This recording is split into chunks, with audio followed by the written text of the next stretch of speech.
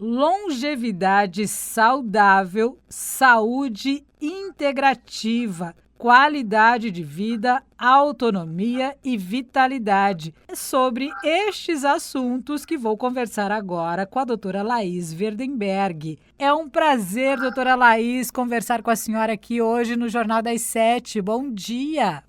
Bom dia, é um prazer estar com vocês aqui e compartilhar um pouco desse conhecimento. Doutora Laís, o que significa práticas integrativas? O que significa saúde integrativa? Práticas integrativas são abordagens que integram a medicina convencional, a saúde convencional. E nós temos as práticas integrativas e complementares, que são práticas que complementam essa medicina convencional, que envolvem ancestralidade, a observação dos ritmos, né, da biografia, dos ciclos da natureza, uso de plantas medicinais, de fitoterapia, de florais, de meditação.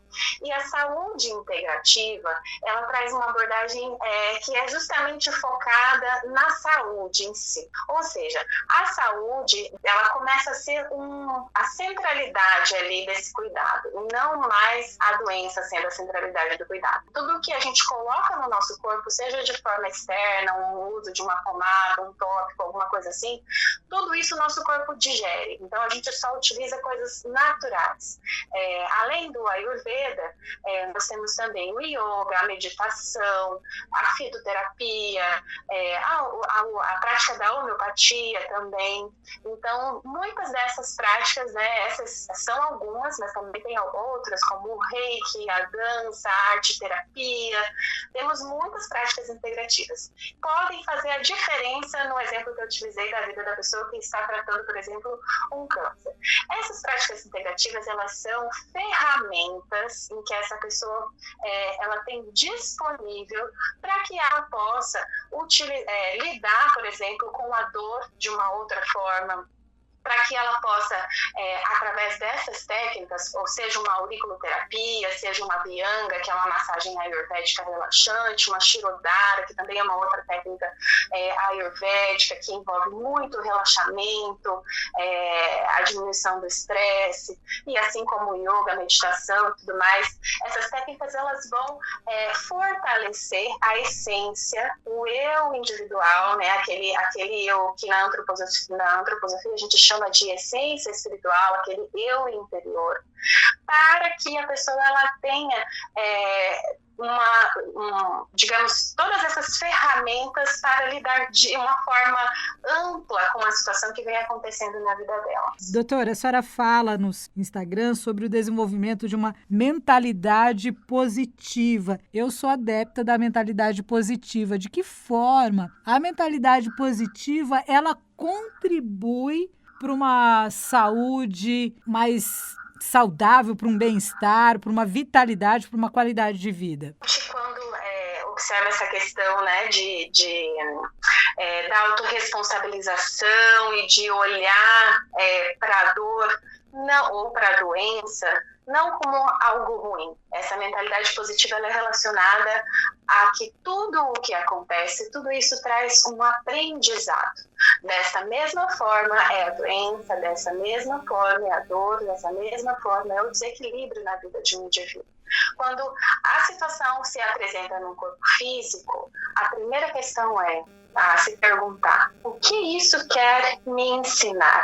O que você tem a me trazer, doença, né? É estabelecer esse diálogo com essa questão desarmônica, com esse desequilíbrio, e através dessa conversa, entender e integrar esse aprendizado e olhar esta situação não por um lado de que, puxa, aconteceu isso e eu estou passando por essa situação tão difícil e tal, mas o que isso traz de bom?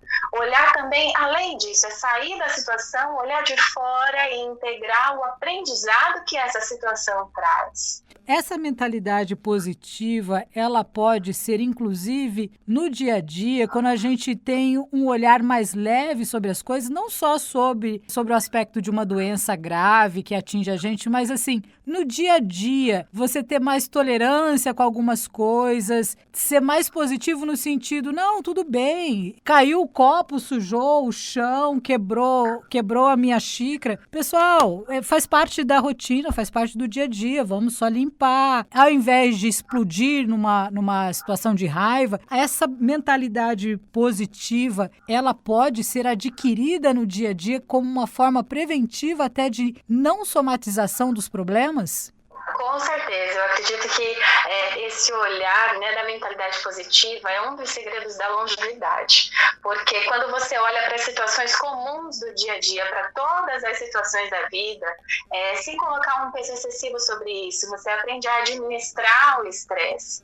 E ao invés, e assim, todo sentimento é bem-vindo, também tem esse outro lado, Legal. porque até o medo, a raiva, eles expressam algo de dentro, né, do nosso interior.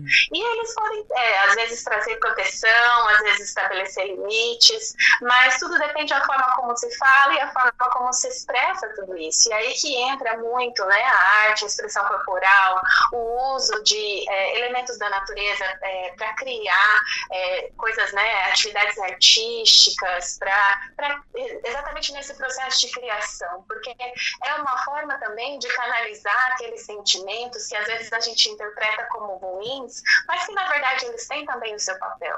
Mas a gente precisa realmente ter esse aprendizado, é uma escolha diária, né? É sair do automático e escolher fazer, ok, tive esse sentimento, respiro fundo e sei que posso lidar com esse sentimento, eu sei que eu tenho condição de lidar com esse sentimento, porque existe um trabalho por trás de tudo isso, que é justamente a meditação, é o autoconhecimento, é aprender a olhar para as situações de uma outra forma, e desde que seja, né, às vezes tropeçou, às vezes, né, tem uma poeira aqui, alguma coisa no sentido, né, não dar uma proporção maior a isso do que realmente o valor que isso tem na vida. Legal. E doutora, quando a senhora fala de autorresponsabilização, o que significa autorresponsabilização? Isso pode interferir na nossa qualidade de vida?